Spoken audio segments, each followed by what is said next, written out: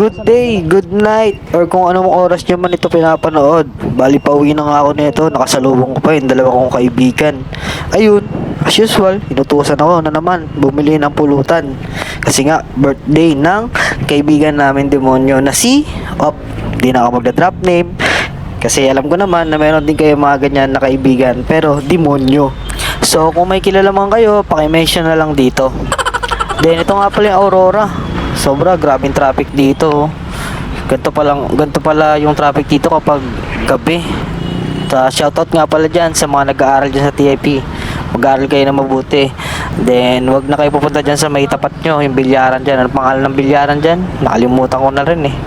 May siya mo na lang rin dito. Oops, joke lang. Sarap kaya tumambay doon. Tamang chill lang, tamang laro ka lang, tanggal lang pagod sa pag-aaral. Di ba? Yes, I.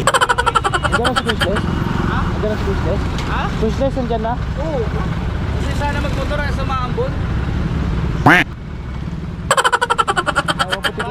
At yun na nga, grabe talaga yung traffic dito. Nanggaling na ako sa traffic sa EDSA. Tapos pagdating dito, traffic din. Ganun talaga, wala lang katapos ang traffic sa Metro Manila. Kaya tara, lipat na tayo sa probinsya. Lo, tsaka na, pag safe zone na tayo, syempre, pag mga chill-chill na lang tayo sa buhay, doon na tayo titira sa probinsya. Pero pag mga gantong edad pa, syempre, kailangan, doon muna tayo sa mga hard grind, basta sa lahat ng dapat para ma-reach natin yung chill mode. Tas doon, pwede na tayo tumira sa probinsya. Di ba? Yes, I. Talaga.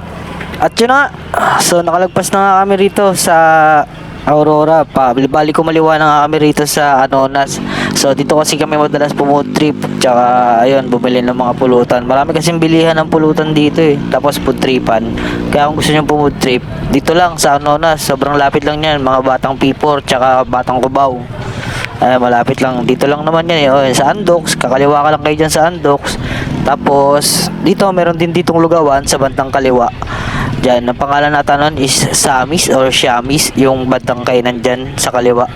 Ayun yun. Then, bali sa kabila nga pala tayo bibili. Kasi dito bilihan ng mga ulam, pulutan, or mga silogs kung ano yung trip mo. Tapos kagandahan dito sa tindahan na to is napakamura lang ng mga paninda nila. Pangalan nga pala ng tindahan na to ay Liam's Bagnet. Ayun.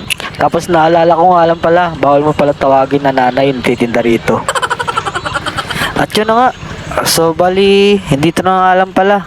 Naubos ko na naman yung 3 walang kwentang minuto ng mga buhay nyo. Kaya salamat!